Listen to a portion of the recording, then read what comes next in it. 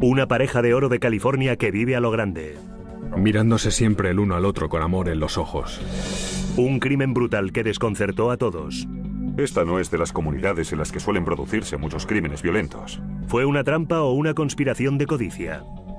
Este es un gran caso para el National Enquirer, no es un caso para un palacio de justicia. Hay dos personas, una de ellas está muerta y la otra acusada. ¿Dónde están las pruebas? Muéstrenmelas, por favor. Porque no es verdad. Un ejemplo de cine negro de la vida real con un irresistible final estilo Hollywood, esta noche en Poder, Privilegio y Justicia.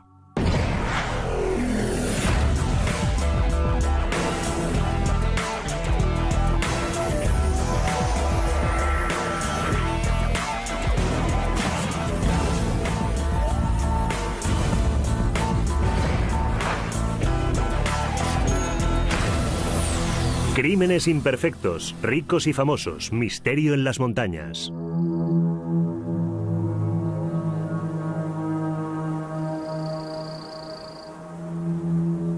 ...19 de agosto de 1990...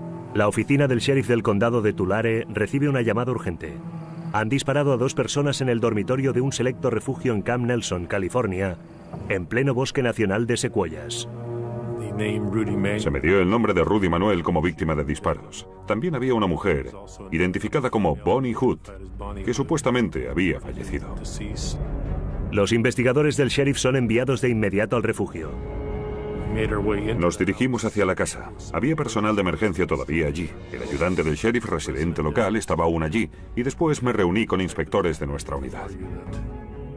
En el dormitorio, el sangriento escenario de un crimen. Bonnie Hood había sido declarada muerta. La otra víctima, Rudy Manuel, había sido llevado con urgencia al hospital con una grave herida de bala en la cabeza.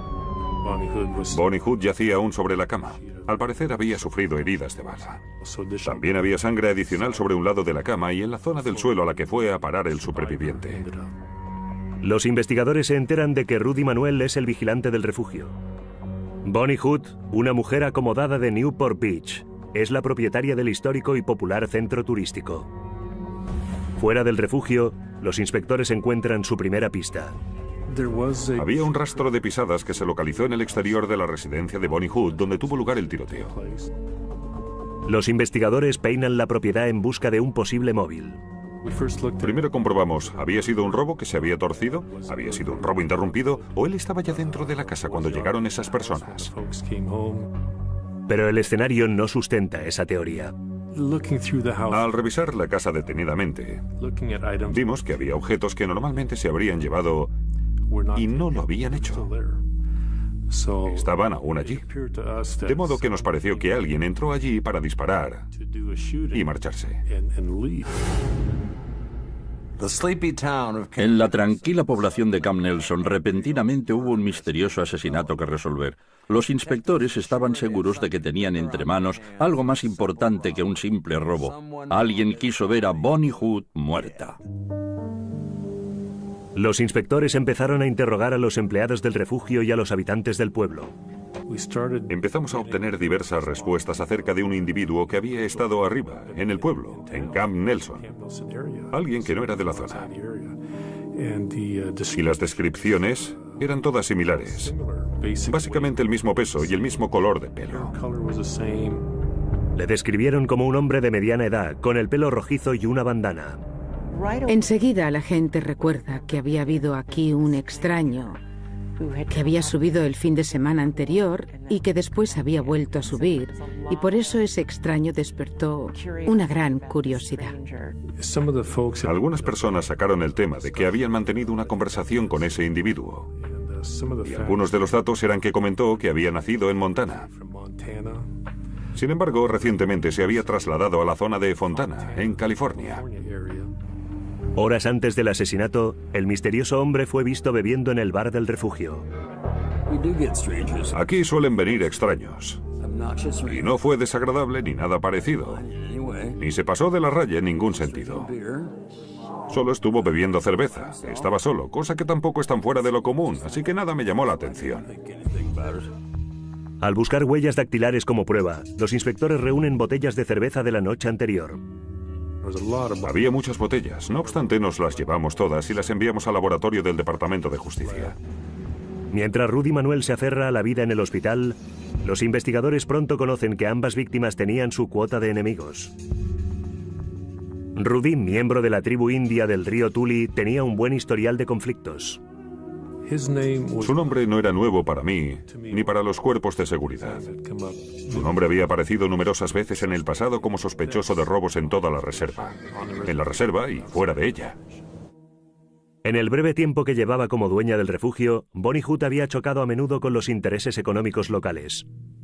Sé que tenía problemas con los leñadores que explotaban la montaña a gran escala. Tenía expedientes de todos los que había allá arriba porque estaba siendo amenazada. Creo que se enemistó con mucha gente porque ellos opinaban que aquello no era asunto suyo, que no gustaba y no sentaba bien a la gente, era su medio de vida. Los inspectores supieron que la vida personal de Bonnie también irritaba a más de uno. En las horas subsiguientes a nuestra llegada recibimos un torrente de información respecto a la relación que la gente había visto entre Bonnie y Rudy. Durante 3 años, Bonnie Hood dividió su tiempo entre el refugio y su residencia principal en el elegante enclave a orillas del mar de Newport Beach. Pasaba los fines de semana en la costa con su marido y sus hijos y después volvía a subirse al Mercedes para conducir 5 horas hasta Camp Nelson. En casa, los amigos la consideraban una devota esposa y madre.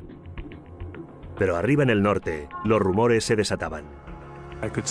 Me di cuenta de que había personas a las que les chocaba su intimidad o la relación que ella había establecido con Rudy Manuel, dada la reputación de este. Existían ciertos rencores entre los habitantes del pueblo y la gente de la reserva.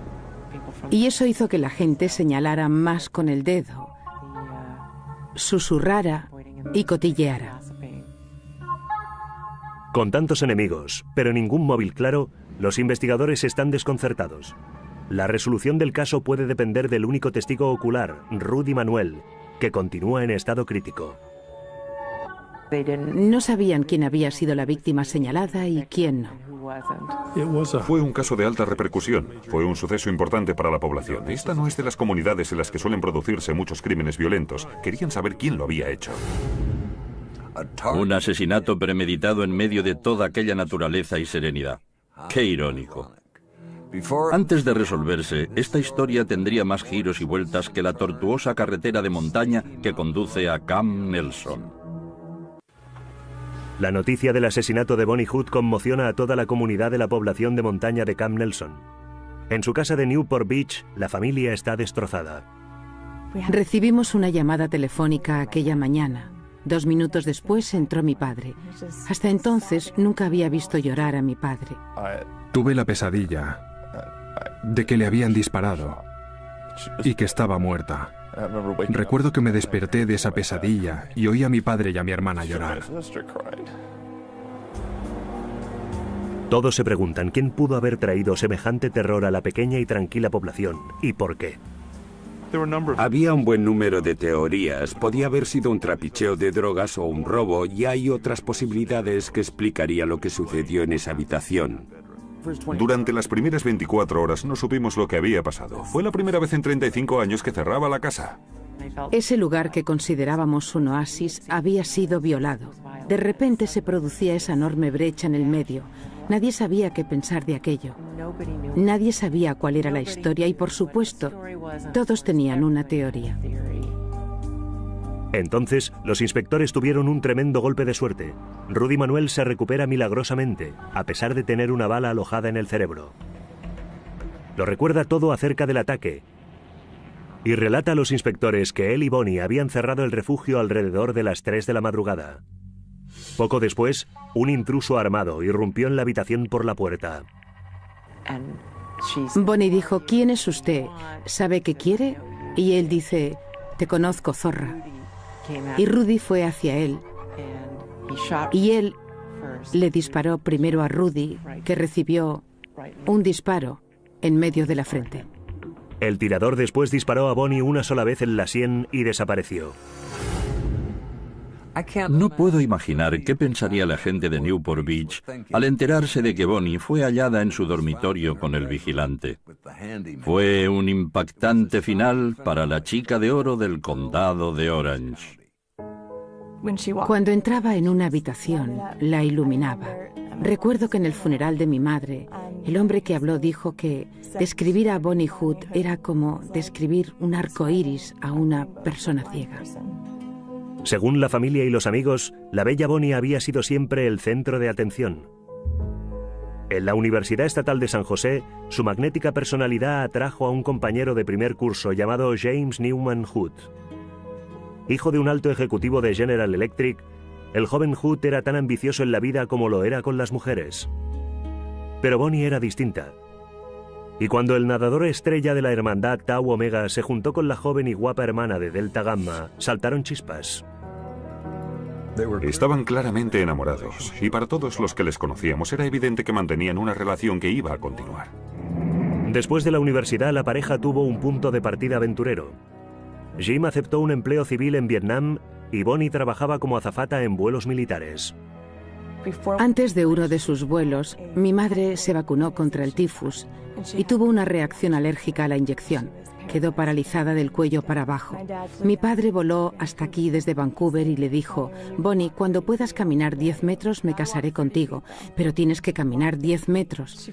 Cuando logró caminar 10 metros voló hasta Canadá y le dijo a mi padre: ¿creías que no te había oído? Pero te oí.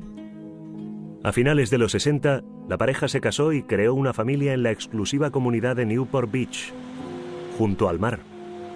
Newport Beach no era mucho más a lo que es hoy.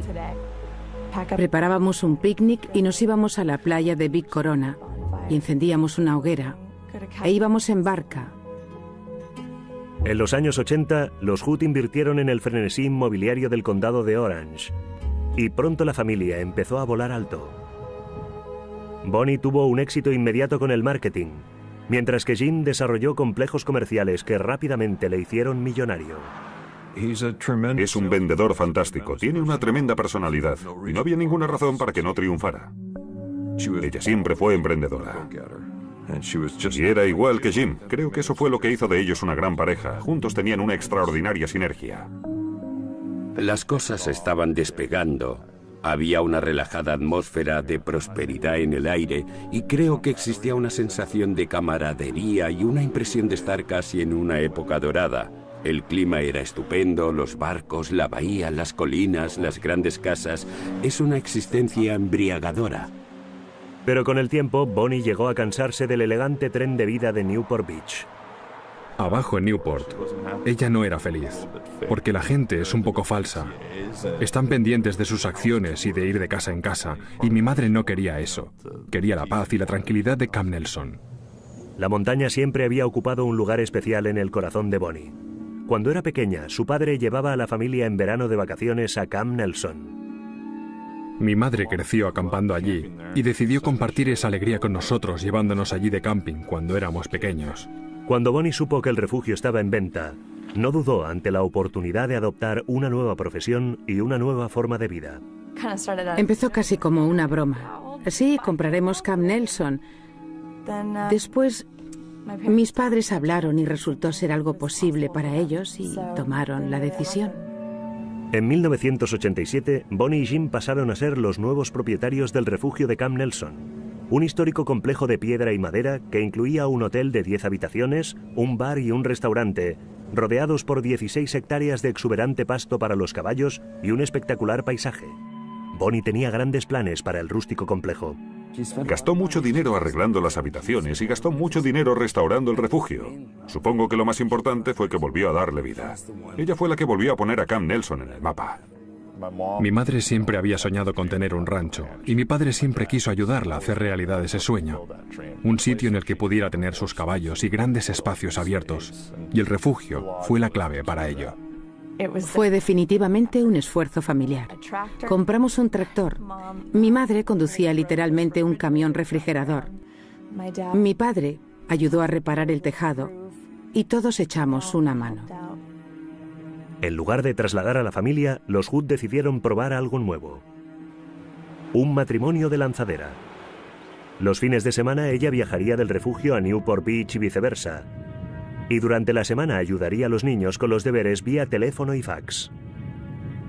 No era solo que mi madre estuviera en Camp Nelson y dejara a los hijos y al marido en casa. No era para nada así. Alternábamos los fines de semana. Uno íbamos nosotros allí arriba y el siguiente bajaba ella. Mientras Bonnie vivía el sueño de su infancia, Jim se iba de vacaciones exóticas, de trekking por el Amazonas o a correr delante de los toros en Pamplona. Corrían rumores de que el matrimonio tenía dificultades.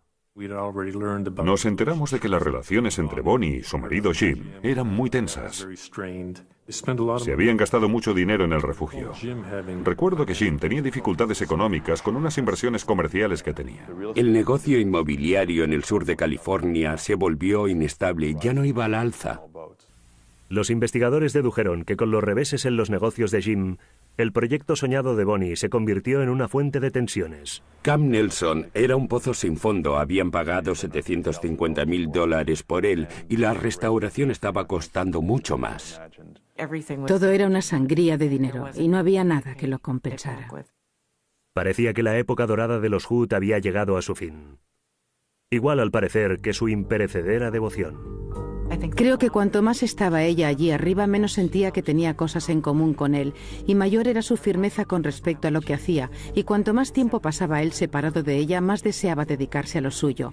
Y creo que las rendijas que quizá estaban escondidas pasaron a ser fisuras en su relación. Se habló de divorcio. Él estaba molesto porque ella derrochaba dinero en el refugio. Y después estaba la relación que había entablado con Rudy. Entonces empezamos a plantearnos, ¿qué está pasando aquí realmente? ¿Quién tiene un móvil para hacer esto? Ahondando más, descubren que el seguro de vida de Bonnie asciende a la bonita cifra de $3 millones. Si ella muere por lo que se percibe como un asesinato cometido por otra persona, él no va a perder la mitad de sus posesiones por culpa de un divorcio. Él va a ser el beneficiario del seguro de vida, y así todos sus problemas se resuelven. Su problema desaparece y recibe el dinero. ¿Problemas económicos? ¿Un matrimonio inestable? ¿Pólizas de seguros por valor de millones? No cabe duda de que la policía va a ir derechita al marido. Pero unir los puntos en este misterioso asesinato resultará más difícil de lo que cabía esperar. Semanas después del asesinato de Bonnie Hood, Jim Hood y su esposa muerta se convierten en el blanco de un frenesí por parte de los medios. Para ellos es muy fácil especular cuando ella ya no está. Los periódicos lentamente habían ido eliminando la palabra presuntamente de sus párrafos y de repente pasó a ser simplemente un hecho. Ellos dicen que las habladurías sobre aventuras y problemas financieros están totalmente infundadas. La gente del pueblo se equivocaba totalmente con respecto a la amistad de mi madre y Rudy. Era solo eso, una amistad. Mi padre, justo antes de morir mi madre, me había comprado un coche al contado. Nunca había tenido problemas económicos. Así que ¿por qué iba a necesitar el dinero del seguro? Vendía regularmente propiedades de $1 millón y tenía varios millones propios en bienes. A mí me pareció ridículo. Familia y amigos aseguraban que los problemas de Bonnie no estaban en casa, sino arriba, en Camp Nelson. Semanas antes del crimen, la tensión con los lugareños había aumentado. Ella me dijo que la habían amenazado, que le habían roto el parabrisas y, básicamente, habían amenazado con matarla, y que un día había subido a las montañas con su caballo y había encontrado una plantación de droga que la gente de allí arriba poseía y trabajaba. Tenía mucha información, muchas cosas en Camp Nelson, en un archivador de allí que desapareció. Nadie sabe a dónde fue a parar. Entretanto, los investigadores están cada vez más cerca de encontrar a la persona que entró en el dormitorio de Bonnie aquella noche. Han llegado los resultados de las botellas de cerveza recogidas en el refugio, y una sola huella dactilar apunta a un sospechoso. Una de las identificaciones que se efectuaron fue la de un hombre llamado Bruce Bisham, cuyas señas actuales eran de Fontana, California. Y al estudiarle más a fondo, se vio que además tenía antecedentes policiales fuera del estado de Montana. Y esos fragmentos de información fueron lo que realmente nos animaron y nos hicieron pensar que habíamos encontrado algo. Cuando los inspectores interrogan a Beecham, admite que visitó Camp Nelson 2 fines de semana seguidos para descansar y distraerse. A la policía esa historia le resulta difícil de tragar. Bruce Beecham no vivía bien. La zona de Fontana en la que habitaba estaba muy por debajo de la media. Según recuerdo, vivía en una caravana muy descuidada. No era de esperar que alguien así se gastara dinero recorriendo la distancia que había hasta Camp Nelson para pasar el fin de semana. No tenía ningún sentido. Hasta que, cuando se le pregunta acerca de su empleo, Bruce Beecham revela una alarmante noticia. Él nos informó de quién era su patrón. Y resultó ser el marido de Bonnie, James Hood. Nos pareció muy interesante y casi que demasiada casualidad. De repente el panorama cambió completamente porque ya no se trataba de un extraño que había estado allí arriba por azar, sino que era un extraño al que pudieron relacionar directamente con el marido. Jim Hood era un aristocrático socio de club de golf con blazer azul. Y Bruce Beecham era un palurdo con antecedentes. Para los investigadores, el mayor desafío hasta el momento era vincular a aquella extraña pareja. En Camp Nelson, la policía muestra a Rudy Manuel una serie de fotos y este identifica sin dudar la fotografía de Bruce Beecham como el hombre que le disparó. Los inspectores también encuentran a 2 testigos en la cercana Porterville que dicen que Beecham estuvo exhibiendo su arma el fin de semana del crimen. Además, la huella de pisada encontrada en el exterior del escenario del crimen coincide con una marca concreta de zapatilla deportiva. Y los investigadores consiguieron incluso encontrar recibos que demostraban que Bruce Beecham había adquirido y poseía ese tipo de calzado. 2 meses después del tiroteo, Bruce Beecham es acusado de haber asesinado a Bonnie Hood. Pero los investigadores no creen que actuara solo. Nos sentíamos muy cómodos porque íbamos por el buen camino. Sabiendo que el señor Beecham trabajaba para el señor Hood, nuestra atención se centró también en el señor Hood como posible cómplice en ese asesinato. Para Jim Hood había abundancia de motivos. Estaban los problemas financieros, estaba el dinero que Bonnie estaba gastando en Camp Nelson, estaba el seguro de vida de Bonnie que resolvería sus problemas en los negocios y estaban los celos como móvil, 2 motivos clásicos para asesinar. Pero Hood tiene sus defensores. Jamás hubo ningún signo de que mis padres tuvieran problemas en su matrimonio, nunca. ¿Y dónde están las pruebas? Muéstrenmelas, por favor. Estoy el 2782% seguro de que ella jamás tuvo una aventura con nadie. Sé que Jim nunca la tuvo. Y en cuanto a la economía, no creo que hubiera problemas financieros de ningún tipo. Era un hombre que construía edificios de $8 millones. No necesitaba un seguro de vida de $400.000. Cuando el juicio se aproxima, los investigadores intentan, sin éxito, hacer hablar a Beecham. No implicó a su jefe en nada de aquello. Incluso cuando le arrestamos y fue acusado, siguió sin soltar prenda. Y nuestra idea era... Le llevamos a juicio por el asesinato, por el tiroteo, y una vez sea condenado, va a empezar a pedir un trato previo a la sentencia y va a delatar a James Hood. Sin tener pruebas que vincularan a James Hood con Bruce Beecham, la acusación se enfrenta a un enorme desafío. Deben tratar de convencer al jurado de que el asesinato fue un robo que se frustró. La verdadera historia no salía a la luz. No lo haría hasta que hubimos condenado a Bruce Beecham. Y estábamos ansiosos porque aquello culminara, llegara a su fin y fuera declarado culpable para seguir adelante con el caso. Y estábamos preparados y dispuestos a hacerlo. Pero la teoría no se sostuvo en el tribunal. La teoría de la acusación sobre el caso que implicaba a Bruce Beecham no tenía sentido sin Jim Hood. No iba a funcionar, era demasiado aleatoria. Después comienzan a surgir otros problemas. El testigo estrella era Rudy Manuel. Y en estas cosas uno no escoge sus cartas, tiene que jugar con las cartas que le han repartido. Y Rudy Manuel tenía una extensa lista de antecedentes criminales. Si logras pintar a las víctimas como personas poco agradables, aunque parezca que esa persona ha cometido el crimen, si a los miembros del jurado no les gustan las víctimas, es posible que encuentren duda razonable allí donde no existe duda razonable. Cuando el jurado regresa, declara a Bruce Beecham no culpable. Cuando este sale del Palacio de Justicia como un hombre libre, los investigadores son conscientes de que la verdad sobre lo que sucedió aquella noche quizá no salga nunca a la luz. Creo que una vez Beecham fue absuelto, prácticamente no había ninguna posibilidad de que la policía pudiera atrapar a Jim Hood. Fue frustrante, ¿sabe? Porque estábamos equipados y preparados para ir de nuevo al sur de California. Porque sabíamos que una vez se hubiese condenado a Bruce, hablaría. La absolución de Bruce parecía eliminar cualquier posibilidad que hubieran tenido los investigadores de obtener justicia para Bonnie. Pero cuando lanzas un boomerang vuelve, y este caso estaba a punto de completar el círculo. La absolución de Bruce Beecham en el juicio por el asesinato de Bonnie Hood fue un tremendo golpe para los investigadores. Cuando pierdes un caso en el tribunal, cuando el acusado es absuelto, y tú sabes que le tienes, que esa persona es culpable, pero vuelve el jurado con su decisión, llevas eso encima mucho tiempo. Jim Hood regresa a Newport Beach para criar a sus hijos, pero el estigma le acosa. Ignorábamos totalmente los rumores que aparecían en los periódicos. Mi padre era increíble, no se desmoronaba, nunca estaba de mal humor, era siempre positivo y estaba al 100% a nuestro lado. Lo notaba en mis amigos, en todo lo que me rodeaba. De repente yo era el malo, era el criminal, solo porque en el periódico decían cosas malas de mi padre. Pero con el único que no me sentía así, era con mi padre. Parecía que la familia Hood estaba dejando el pasado atrás y pasando página en sus vidas. 911, emergencias. Intento localizar al agente Brown de la oficina del sheriff. ¿Qué agente? Brown. ¿Es por una emergencia? Sí, solo quiero estar seguro de que no hay nadie más ahí fuera.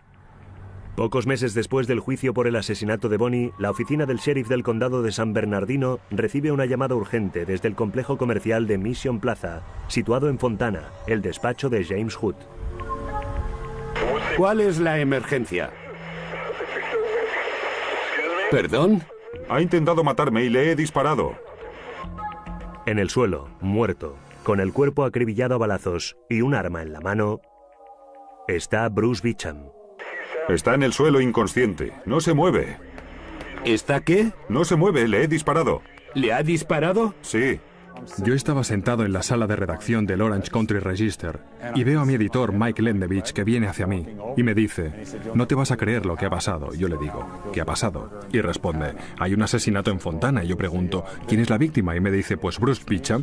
Y yo le digo: ¿quién lo ha hecho? Jim Hood. Y pensé: Jim Hood, Dios mío. Jim Hood admite haber apretado el gatillo, pero jura que fue en defensa propia. Hood dice a los inspectores que había estado recibiendo llamadas amenazantes de Beecham. En un buen número de ocasiones me había dicho que temía por su vida. Hood dice que los dos acordaron reunirse para resolver sus diferencias. Por si acaso, Hood guardó un arma en su escritorio como protección. No empezó a disparar hasta haber visto que Beecham sacaba primero un arma. El hombre acusado de haber matado a tu esposa yace muerto en el suelo de tu despacho. Lo mires como lo mires, la cosa no pinta bien. El cuerpo de Beecham, como los investigadores estaban a punto de descubrir, no era lo único que estaba lleno de agujeros. Si Beecham venía con la intención de matar o intimidar de algún modo a Jim Hood, ¿cómo permitió que le disparasen 7 veces? El maleante era él. Había un buen número de cosas que no encajaban. Había 2 charcos de sangre y una mancha entre los dos, lo que significaba que el cuerpo había sido movido. Un hombre acribillado de heridas mortales, tenía un arma en la mano, había caído al suelo y aún empuñaba un arma. Eso no tenía ningún sentido, en absoluto. 2 días después, James Hood es arrestado y acusado de asesinato. Todos los que conocían el caso de Bonnie se quedan pasmados. Recuerdo que me dije a mí mismo: ¿ya está? Esta es la conclusión de nuestro caso. Eran como 2 historias distintas. Una era: ese hombre loco que fue absuelto del asesinato de la esposa de Jim Hood, ahora venía a matarle a él. Y la segunda teoría era: Jim le había contratado para matar a su esposa, había salido impune del asesinato y no se le podía volver a juzgar por el mismo delito, y estaba extorsionando y chantajeando a Jim todo lo que podía. Fue tremendamente frustrante que los medios hablaran de mi padre de la forma en que lo hacían. Describían a mi padre como un constructor blanco y rico de Newport Beach que había ideado un astuto plan de conspiración para asesinar. Y eso es lo más absurdo. Pero los investigadores no opinan lo mismo. Un amigo que llevó en coche a Beecham hasta la oficina de Hood aquel día cuenta a los inspectores que Bruce se sacó del bolsillo un cuchillo de caza antes de salir del coche, porque no quería parecer amenazador en el caso de que Hood llamase a la policía. No cabe duda de que pensaba que no iba a ser una amigable charla, pero no creo que ni en 1.000.000 de años se habría imaginado que iban a dispararle. Entonces, los investigadores obtienen la prueba contundente que necesitan para cerrar el libro sobre Hood. Los CSIs no encuentran salpicaduras de sangre en el arma que tenía Beecham en la mano. El arma tuvo que ser colocada allí después del tiroteo. Y quienquiera que lo hizo, cometió un tremendo fallo. Bruce era un trabajador de la construcción. Manejaba el martillo con la mano izquierda, se chutaba heroína con la mano izquierda, disparaba una pistola con la mano izquierda y tenía el arma en la mano derecha. Bruce era zurdo y el arma estaba en su mano derecha, así que un gran error. La defensa sostiene que Bruce Beecham entró en esa oficina y amenazó a James Hood con un arma. En cambio, la acusación sostiene que Bruce Beecham iba desarmado y que fue abatido por James Hood a sangre fría para silenciar lo que sabía sobre lo sucedido realmente a Bonnie Jean Hood. En octubre de 1992 empieza el juicio por el asesinato de Bruce Beecham. El Tribunal de Justicia de San Bernardino está a años luz de distancia del relajado estilo de vida de Newport Beach, y Jim Hood dista mucho de ser el típico acusado. Jim era seguro de sí mismo, alto, rubio, ojos azules, el típico aspecto de pijo. Encantador, encantador, encantador. Me tocó el turno del sábado en la edición del condado de Orange de Los Angeles Times y tenía que escribir un reportaje sobre la inauguración de un Hard Rock Café un sábado por la tarde. Y entre la multitud veo a Jim Hood con 2 o 3 amigos, charlando y pasando un buen rato. Si me estuvieran juzgando por asesinato, no creo que estuviera en la inauguración. No obstante, la sala del tribunal está llena de seguidores. Los medios le habían convertido en el monstruo que nunca fue. Y antes de preguntarnos cómo era, se apresuraron a emitir su veredicto en el periódico. Y si el periódico lo dice, será verdad. Intentaba adoptar una conducta de mostrar seguridad en sí mismo, pero estaba petrificado. La idea de ir a la cárcel de por vida no era un pensamiento muy agradable. A cientos de kilómetros de los prístinos bosques de pinos de Camp Nelson, Jim Hood se enfrentaba a su suerte. Periodistas y cámaras cubrían las paredes del Palacio de Justicia de San Bernardino a la espera de que el gran hombre hablara. Era muy posible que el resto de la historia saliera a la luz, lo que la gente se preguntaba, lo que la gente sospechaba sobre el asesinato de Bonnie Hood, podía como consecuencia de ese juicio salir a la luz y por fin podríamos descubrir qué había sucedido. En su alegato inicial, el fiscal David Whitney expone los problemas financieros de Jim. El señor Hood tenía los dedos metidos en tantas tartas que, aunque había asegurado en muchas ocasiones que era multimillonario, se hallaba en una precaria situación económica. Y nosotros creemos que una de las razones por las que acabó contratando a Bruce Beecham para matar a Bonnie fue que estaba teniendo graves problemas financieros y podía beneficiarse de su póliza de seguro de vida. El Estado cree que tras su absolución en el caso de Bonnie, Bruce encontró su gallina de los huevos de oro. Beecham empieza a llamar a Hood y en una ocasión le amenaza: si no empiezas a tratarme como es debido, te voy a hundir. A sabiendas de que no podía ser juzgado de nuevo por ese asesinato, intentó sacarle más dinero a Jim. Y sospecho que Jim probablemente le estaría dando dinero hasta que sencillamente se dio cuenta de que tenía que poner fin a aquello. Lo que pretendía era dejar al descubierto la complicidad de Jim Hood en el asesinato. La defensa se ciñe a su teoría de la defensa propia. No tenía ningún motivo para matar a Bonnie Hood. Dejen que las pruebas les digan. Dejen que los testigos les demuestren que todo lo que hay aquí son habladurías, rumores y sospechas. El abogado de Hood argumenta que la llamada al 911 demuestra que no es un asesino despiadado, sino un hombre que temía por su vida. ¿Cuál es la emergencia? Intenta matarme. ¿Perdón? Bruce Beecham intenta matarme. Acaba de intentar matarme. ¿Quién acaba de intentar matarle? Bruce Beecham es el hombre que ha intentado matarme. Bruce Beecham era un mal bicho. Tenía el aspecto de ser alguien a quien no interesa, a quien no interesa hacer enfadar. ¿Quiere que le enviemos a un ayudante? Sí, ahora mismo estoy vigilando la puerta para asegurarme de que no va a venir nadie más a por mí. He cerrado todas las puertas. ¿Está usted en Mission Plaza? Sí, así es. Por primera vez en la historia de California, ambas partes utilizan animaciones para ilustrar su teoría. El Estado sostiene que a Bruce Beecham no solo le dispararon mortalmente, sino que lo abatieron 7 balas salidas de la pistola de 9 milímetros de Hood. Después, el Estado llama a una serie de testigos para rebatir la declaración de defensa propia de Jim. ¿Ha visto alguna vez a una víctima tendida en el suelo y empuñando de alguna manera un arma? No, no lo he visto. ¿Fue esa una de las cosas que le hicieron sospechar en este caso? Eso es cierto. Concretamente, ¿ha visto alguna vez a una víctima empuñando un arma de ese modo en el escenario de un homicidio? No. El suelo era de cemento y alguien que es un peso muerto no va a seguir sujetando el arma. Los expertos testifican que las salpicaduras de sangre en el suelo alrededor de la mano de Beecham demuestran que el arma no estaba allí cuando le dispararon.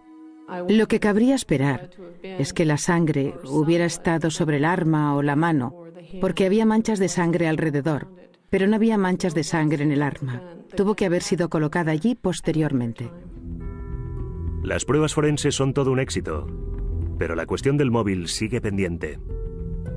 Los ricos a veces se salen con la suya, pero debía haberse dado cuenta de que corría un enorme riesgo al disparar a Bruce Beecham. A continuación, el Estado llama a su testigo estrella, Sharon Spray, la viuda de Bruce Beecham. Esta describe una conversación que mantuvo con Bruce poco después del asesinato de Cam Nelson.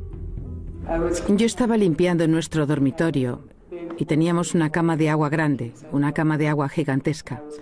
Yo limpiaba detrás de la cabecera y allí había un sobre, y cuando lo saqué, dentro había $10,000 en metálico.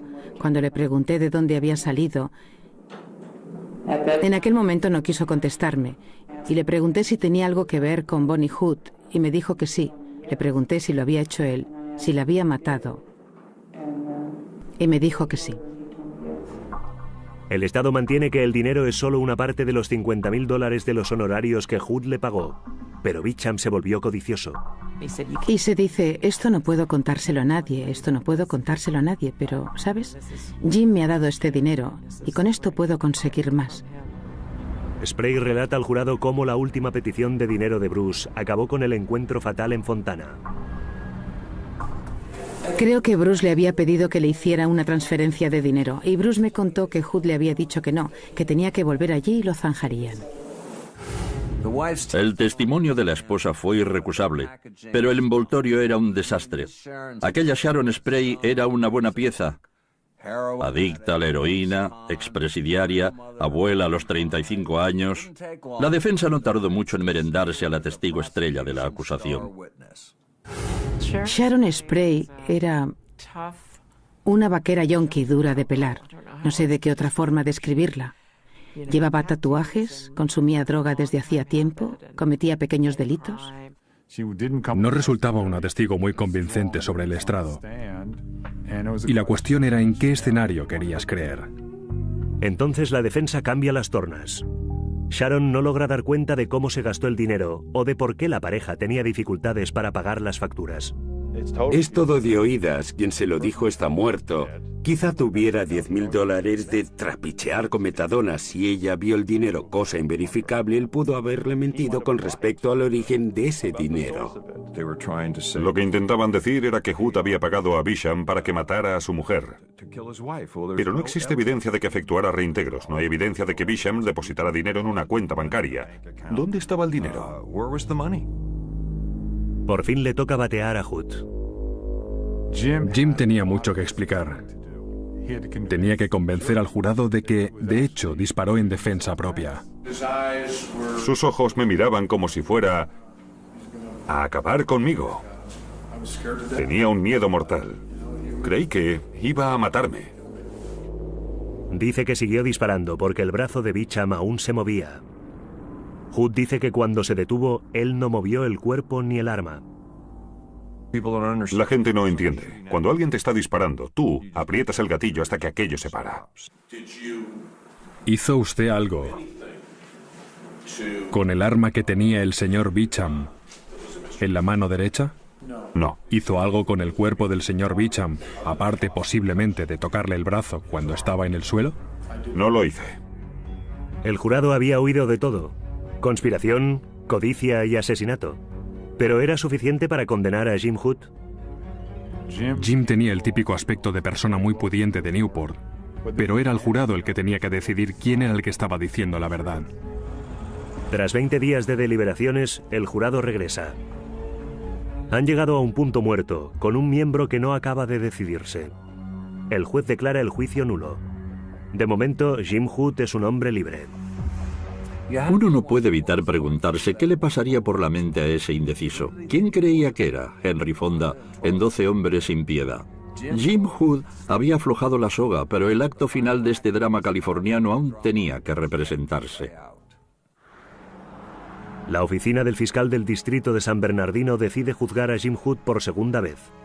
Menos de un año después de su primer juicio, sufre de nuevo la carrera de baquetas de las cámaras y los reporteros en el juzgado. Pero esta vez, el Estado ha aprendido de sus errores. En el segundo juicio, el fiscal no buscó demostrar el móvil. No quiso asociar que Jim había contratado a Bruce, que Bruce estaba chantajeando a Jim. Se centró estrictamente en las pruebas forenses.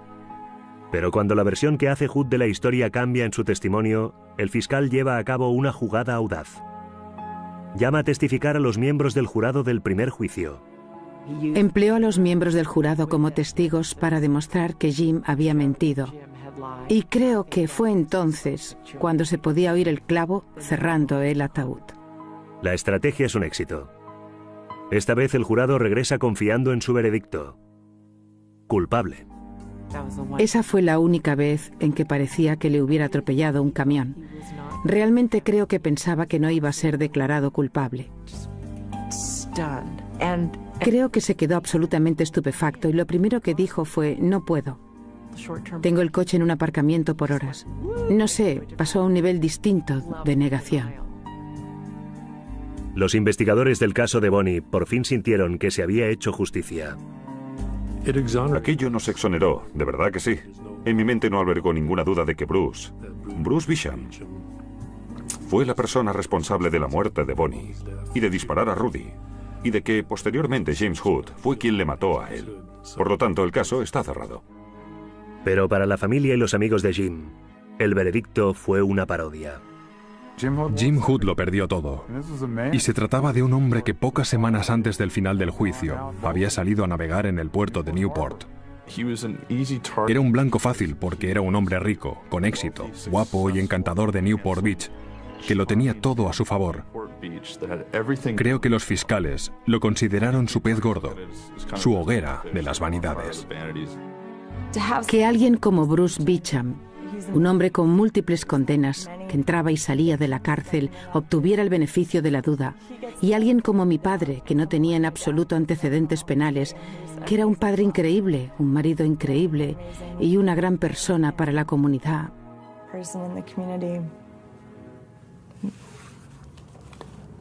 No tiene ningún sentido. Si ordenó la muerte de Bonnie o no, eso no lo sé, pero hay 2 personas muertas y alguien va a pasar mucho tiempo en la cárcel. En este caso, la historia trata de una cultura así como de un crimen. Esa opulencia no lo cura todo. Ese dinero no puede comprar el amor. La solicitud de Jim Hood de cumplir su sentencia en una prisión de seguridad media le fue denegada. Y está cumpliendo su condena en una de las prisiones estatales más duras y aisladas de California. Oficialmente, el asesinato de su esposa sigue sin resolver.